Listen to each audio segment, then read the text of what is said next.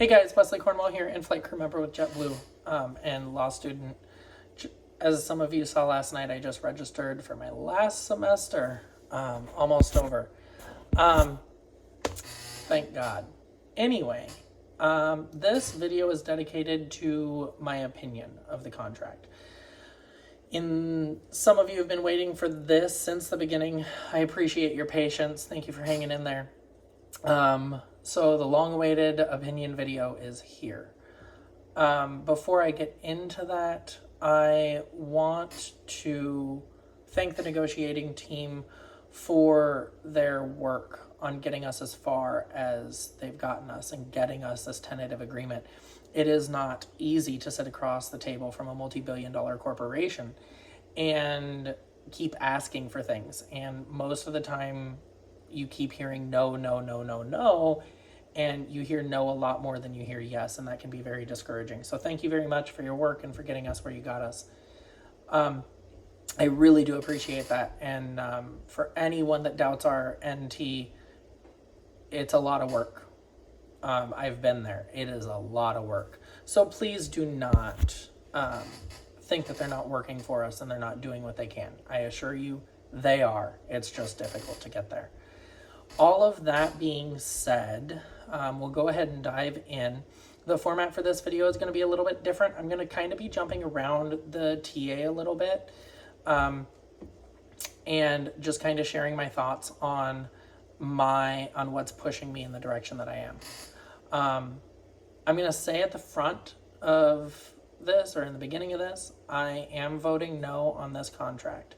That does not mean that I think it's completely useless. I think that there's some good points in here. However, I think that it's exactly what the union has been saying. It's a good starting point. It's a great launching pad, right? But it needs work. And there's just certain things in here that kind of negate the overall gains that I saw coming from the contract. So issue number one for me is there's a ton of gray in this contract. And don't get me wrong, the company needs some gray and we need some gray so that it allows flexibility, especially flexibility for the operation, right? We have to have the ability to recover our operation. We have to have the ability to get planes back in the air. We've got to have the ability to get people on those planes. That all requires some flexibility. And we have a lot of that written into the rescheduling provision of the contract. But sometimes you need that gray so that you can adjust your operation throughout the 5-year period and hopefully make it more efficient or make it better. So not all gray is bad, but there's too much gray for me to be confident that it will not be misinterpreted. One of the largest things that creates that gray, which breeds uncertainty here, is all of the references to the IBBS. The IBBS can be changed at the company's whim as long as it does not conflict with another portion of the contract. So anywhere that you have a piece of the contract that refers to the IBBS for the definition of something or for the structure of something, as soon as this contract is voted in, the company can go into the IBBS, turn around and push an update. Now, they have to put the union on notice, but all they have to do is say, hey, union, we're changing this, deal with it. They don't have to actually solicit input. So that was a huge issue for me because there's too much gray area there. There's too much flexibility for the company to do that because you might as well have not even written those provisions of the contract. All right. So that was one of the biggest things that pushed me toward a no. The other one is the merger and acquisition clause. Merger and acquisition clause is found under the scope article, Article 3, paragraphs E and F. And my issue here is that it doesn't actually get us anything. It says that the company will follow the law when they merge or acquire. Well, the law's the law. You already have to follow the law. And so what did you get me there? Nothing.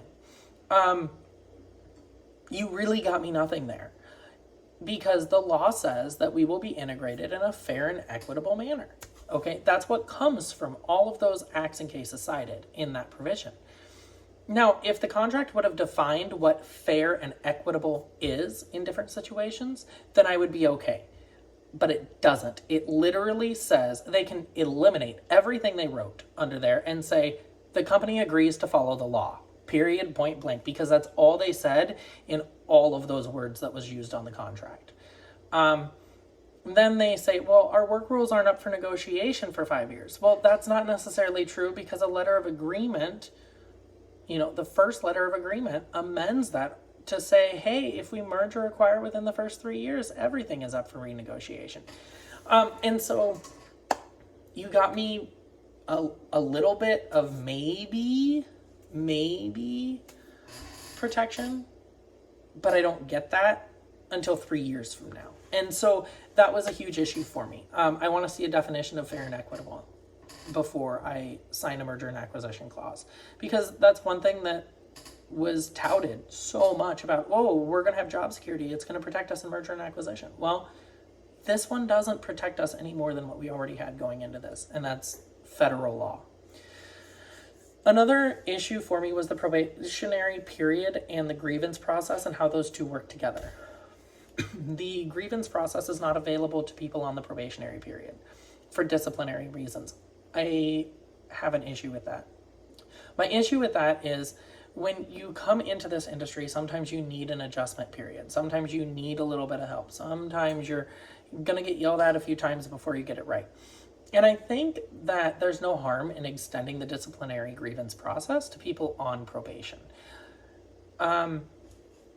I just think that it would be nice for them to have a voice too. They're paying the dues. They're paying the whatever it's going to be, because again, the dues are not specified in the contract. And so that's not binding. They're paying their dues. And so I think they deserve the full protection if they're paying for it. So that was an issue for me. Another issue for me is the reserve rules. I hate the idea that they can put you on reserve and then call you and put you on rest and then put you back on reserve. I absolutely despise that idea. So that's an issue for me. I understand that this video is fairly negative. That's because I'm only issue spotting and I'm not bringing up the benefits to me, because I don't believe that those benefits outweigh the negatives. I don't want anyone to take out of this video that there's no good things in this contract. It's just, in my opinion, the negatives that I'm listing outweigh any of the good. Okay. My other issue was that they can involuntarily transfer us from base to base. I don't like that. I don't like that they can just say, hey, guess what, Boston crew member, you're now going to LAX. I do not like that. I don't like the furlough and recall policy, because there's what's called a meet and confer provision. A meet and confer provision just means that we have to get together and talk about it. It doesn't mean that we have to come to a resolution or that either side needs to consider the opinions of the other side. We have meet and confer rules in federal district court, depending on the district that you're in. And I've been on quite a few of those. And the way that meet and confer works is the other side can call you and say, I'm going to do X, Y, and Z, and there's nothing you can do about it. You kind of yell back and forth, and then you hang up and it's done, right? We've met and we've conferred. We have met and we have discussed. But it does not require either side to actually take the other side into account. It just says meet and discuss. And the provisions under furlough for avoiding furloughs is a meet and confer rule. It says that JetBlue will notify the union and then discuss with the union discuss options. Well, I can give ideas all day long, right? And you can give me ideas all day long. There's nothing there that says that I have to actually do anything that you proposed. And so I think that could be solved simply by adding an in good faith. So you're going to meet and discuss in good faith, and you put forth every available effort to avoid furloughs. If that was written in there, then that means that they have to do everything they can to avoid a furlough. And if they don't, then they can get in trouble for it and they can be sued for it and so on and so forth. And so I have an issue with how that is worded. I think it needs some stronger wording to make sure that JetBlue absolutely has to offer unpaid leaves before they offer a voluntary furlough. Right now, they can jump straight to the voluntary furlough and then an involuntary furlough. So it just needs some stronger wording for my taste. Another issue for me is the attendance policy. The attendance policy was touted as, what are you, kids with points? We're going to get rid of that. I knew that was an unrealistic claim from the beginning, but I would have liked to see it explicitly laid out in the contract if we're going to keep what we have. Right now, what this contract does is it allows the company to turn around the day after we vote this in and turn a UNA into a 4-point occurrence. And there's nothing in this contract that stops that. Why? Because the contract refers to the IBBS for the attendance program. So that was a huge red flag for me because there's nothing guaranteeing that we're keeping that attendance program. And the company can make it so much more unfavorable for us on the line. That's an issue for me because it makes it a lot easier for them to start getting rid of people if they really want to reduce staffing. They can just do it. And the attendance process as well, if you are on PG for dependability, you're going to have a hard time getting through the grievance process and winning, right? Because if the IBBS says that a UNA is now 4 or 6 points, it's 4 or 6 points. You're done, right? So that's an issue with me. Overall, I love the idea of a grievance process, and I like the fact that it's there. That was one of my things that I really liked. PTO is another issue for me. I'm one of those people, I don't take vacation every year. In fact, I have not scheduled a vacation my entire employment with JetBlue. And I don't like the fact that the contract forces me to take a vacation. I don't like the fact that the contract takes 35 hours of the PTO that I already get and then says you have to use all 35 hours at once. I don't want to use it all at once. I want to bank my PTO and I want to use it when I want to use it, not when the union tells me to use it or the company tells me to use it. So I don't like the mandatory vacation. We did not get more PTO with this. We got the same amount of PTO with this and we're forced to use 35 hours a year of it. So that was a big issue for me in that area. Another issue for me was the health insurance and retirement plan benefits. I would have liked to see something explicitly laid out about the 401k to guarantee that we were going to have 401k contributions, to guarantee that our health insurance would cover certain things, and to guarantee some type of retirement benefit for those of us already here. Instead, all of that says, look at the plan and see what it says. If you're eligible, you're eligible, right? I would have liked to see some lock-in of eligibility, not just once again referring to company policy that can be changed on a whim. So that was another issue. I think one of my biggest issues with this was the qualified roles provision. There's a lot of us, and this is more of a personal thing than a work group thing, but there's a lot of us that were waiting to go Mint until we went transatlantic. Then we would go to the Mint program and fly the transatlantic routes. And you can't do that under this contract. You kind of can. Like, you can go to Mint, but you're going to sit in Mint for 15 months, 6 to 15 months, depending on how you want to do it. And that's if you can get through the interview process. And then you can fly transatlantic. I don't like that. It reduces flexibility. It takes away options for us. If we're going to go to that, then we need to eliminate the interview as being the primary way to get people into Mint, and it needs to be seniority based with an interview as a confirmation. And so it needs to be, if, kind of like the pilots when they upgrade from first officer to captain, right? It's all seniority based and they get upgraded. Why? Because there's higher pay associated with it. There's more responsibility associated with it. It's a different position. And so if we're going to implement that, then I think the primary factor for getting into that program needs to be seniority. And then the interview needs to be more of a way to eliminate. And that interview needs to be based on objective criteria. All of that needs to be spelled out in this contract. Because otherwise you end up with we're going to play favorites, or we're going to do this, or we're going to do that, or we're going to get them in because they're cute, or we're going to not let them come in because I don't like people with glasses. There's too much left in that interview process for it to sit well with me. So that was another big issue that I had, was the qualified roles. Another one, it just kind of made me chuckle. But the fact that the company can ask me for a medical review and then I have to pay for it. If you want me medically reviewed, pay for it. I'll gladly go through it, but you need to pay for it.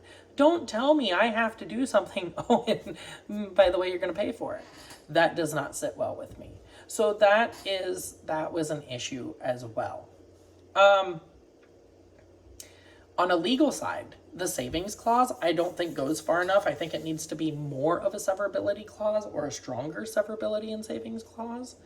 If you go back and watch my first video after the intro, you'll understand what I'm saying about that. I don't want to just restate it all here, but that's more of a drafter thing than anything. And finally, the issue that a lot of people are upset about, which is the pay. Yeah, I'm not happy with it at all, right? I understand that we are in the middle of a pandemic with the pay. I get it.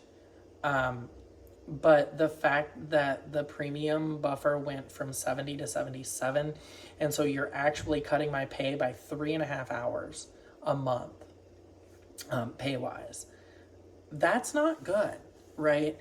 So I have an issue with that. I have an issue that I'm taking a 3.5 hour pay cut on top of everything else and on top of paying dues. And so I think that was my final kind of straw, in addition to everything else. You know, if I would have gotten better merger protection and I would have gotten better qualified roles language, then maybe I could have gotten over the pay. But as it stands now, that's not, to me, it's not worth the trade-off, right? And I just want to put this in perspective. And this is where I'm going to go a little toe-to-toe with the union here. You're asking me to take a pay cut while our group is paying you $175,000 a month and $2.1 million a year. I have an issue with that.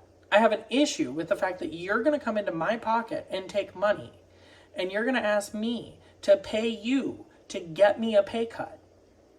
I have a huge issue with that. If my pay would have stayed stagnant, that would sit better. If I would have gotten a better trade-off for it, that would sit better. But the fact that you're asking me for $2.1 million a year, which equates to $10.5 million over the lifetime of this contract, but I'm going to take a pay cut, that just does not sit well. And I want to touch on the pandemic side of this for a minute. I get we're in the middle of a pandemic, but the reality of this is 90% of this contract was negotiated pre-pandemic. Pay was negotiated while in the pandemic. But 90% of this contract, if you go back and look at all the emails of when the union was proud that we got a TA on different sections, 90% of that was pre-pandemic. So you can't use the pandemic to excuse everything that's in this contract. That's just not true. Okay? And I'm telling you right now, and this is probably going to be the boldest statement that I'm going to make in this, the merger protection is crap. The merger protection is not protection. It says that the company is going to follow the law. They already have to follow the law. So stop blowing smoke with it, and let's be honest about this. Let's be honest about the issues in the contract, because that's the only way that we're going to be able to move forward and get better.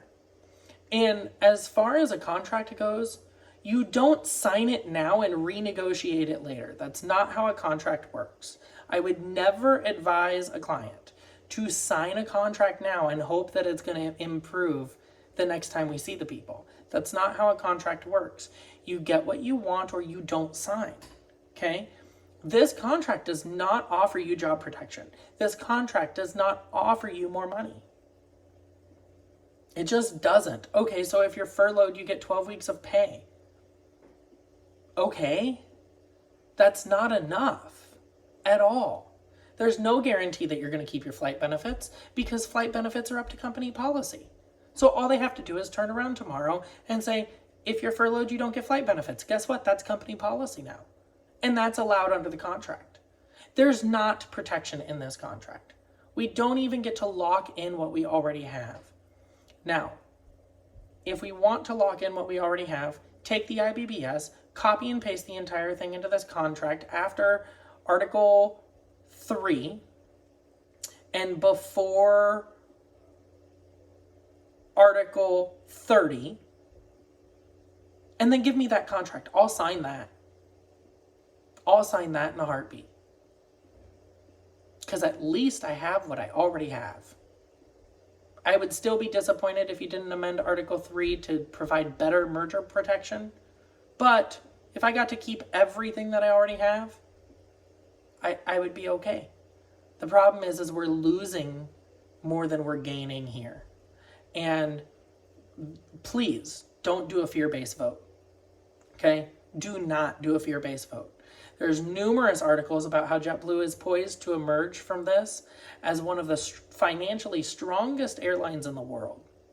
Why is that? It's because we were born right before 9/11. We went through that. We went through an intense return to profit period. Guess what? We didn't furlough anyone in it.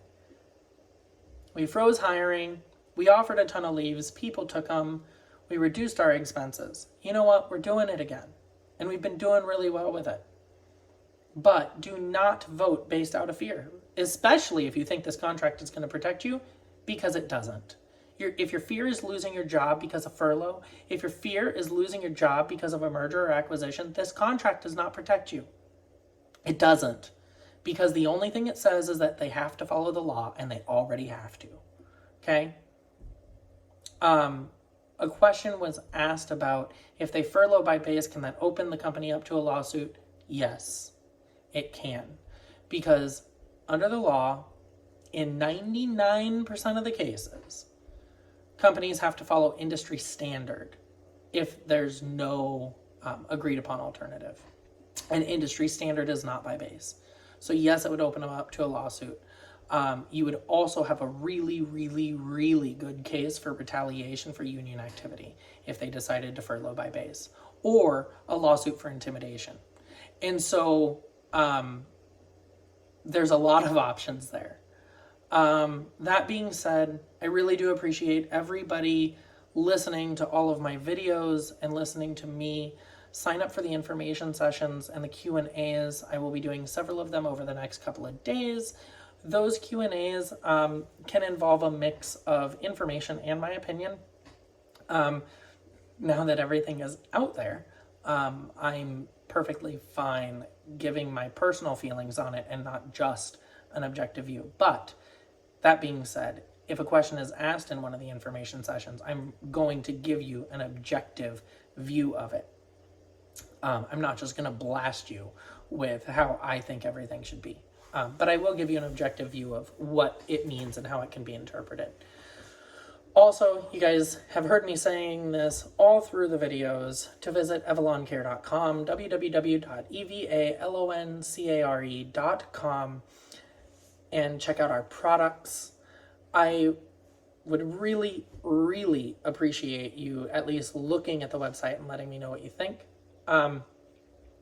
And that being said, I will See you guys at the information sessions. Thanks again for your support and for sticking with me. Have a good day. Bye.